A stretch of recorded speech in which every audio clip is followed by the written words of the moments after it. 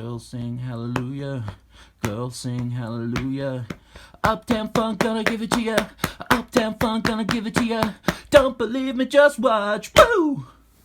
I reckon that one is going to be the sound of the summer. It's going to be like the big song of summer 2021. It's going to be massive. This is Avengers 171, the second and final part of this Ultron story. I think it is formally called Ultron Unleashed, but Marvel, in their infinite wisdom, they only let you read this one as part of a package deal with the Korvac Dallas saga.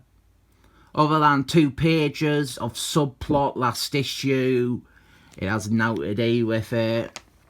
This is by Jimothy Shooter and Jorge Perez, and what has happened is Ultron, he created a bride for himself called Fembot, and he imbued her with the brain patterns of his kind of mother, the Wasps. There's all sorts of Oedipus complex going on with Ultron. The Avengers, they defeated Ultron and they took Fembot for study, and then she suddenly powered up and went in search of Ultron.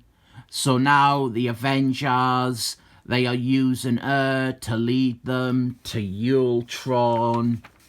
And the ladies of New Yorkland are all our the Smurf. This here might have been the first ever furry con. The Fembot, she may have led the Avengers through this convention as a means of trying to deter them. Then we are introduced to another character, Karen Daggers, also known as Miss Marbles, and this is before they ruined her by making her into Captain Marbles, the shit one, Smelly Brie Larson's. There is her arse.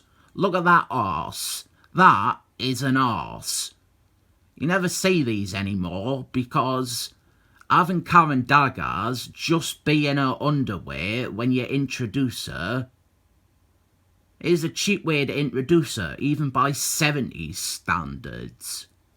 And this issue, it brings Miss Marbles onto the Avengers. She bumps into them when they are tracking Fembot, and they are like, "You're canny fit and you got thighs for days. Wanna join the Avengers?" And she does, so she joins the team. And this moment, it is undercut by Hank Gordon showing up on this ridiculous hoverbike thing that he created that is not of any use to the team in this story. So the Avengers, they fly off to confront Ultron, and Miss Marbles, she starts thinking about a stupid setup from her solo book and how tough it is being managing editor on Woman magazine. Something as embarrassing and unsubtle as Woman magazine is the great strong female character ideas you get from Christopher Clairvoyant. The Avengers, they end up at a cathedral where Ultron has set up shop, and straight away they start teasing the Miss Marbles and Wonder Man pairing that the next writer scrapped in favour of the much worse Miss Marbles and Iron Man pairing.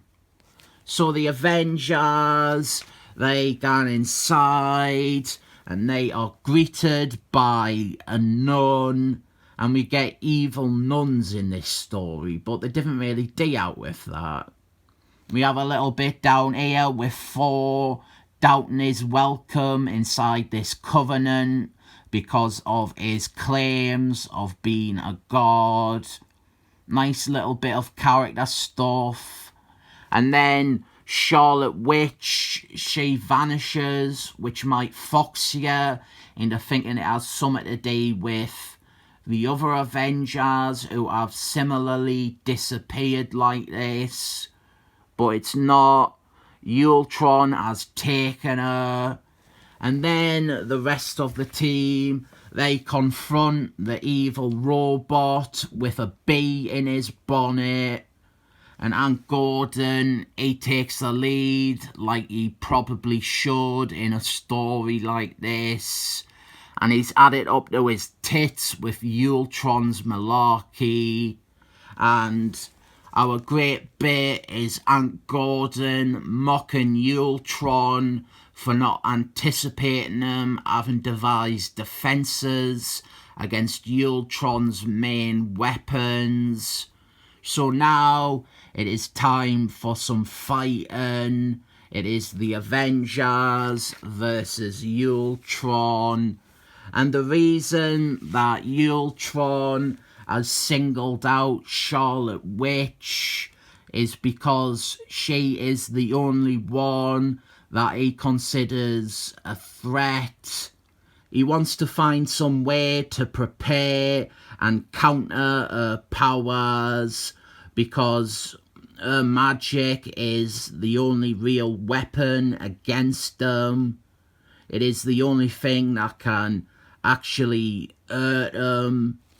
We have some stuff about Wonder Man and his fear of death, which was brought to the forefront the first time that he fought Ultron.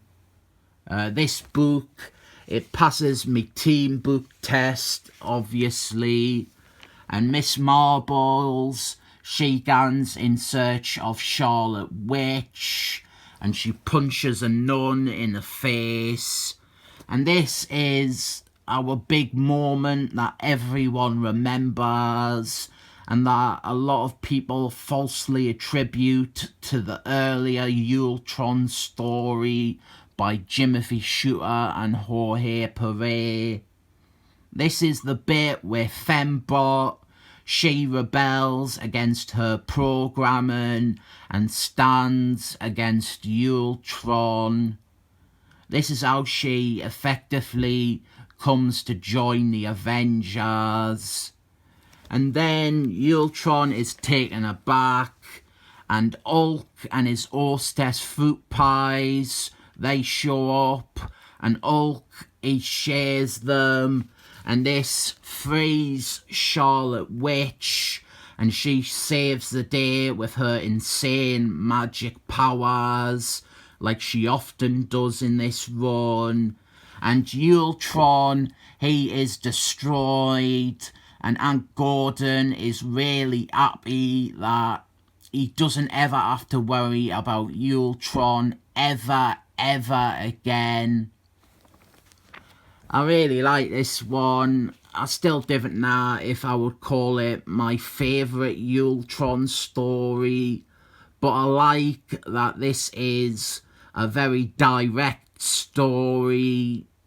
It's a very simple story, really. And it's one of the few Ultron stories that doesn't focus solely on the Ant Gordon thing or the Vision thing. Not that that would be a bad thing. It is just nice we have this story where it is everyone's story.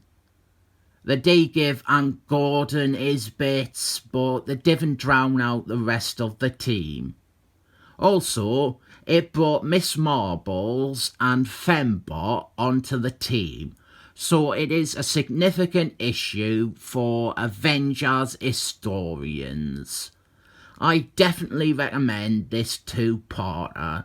Harmless, fun Avengers story. It is a 7 thumbs up.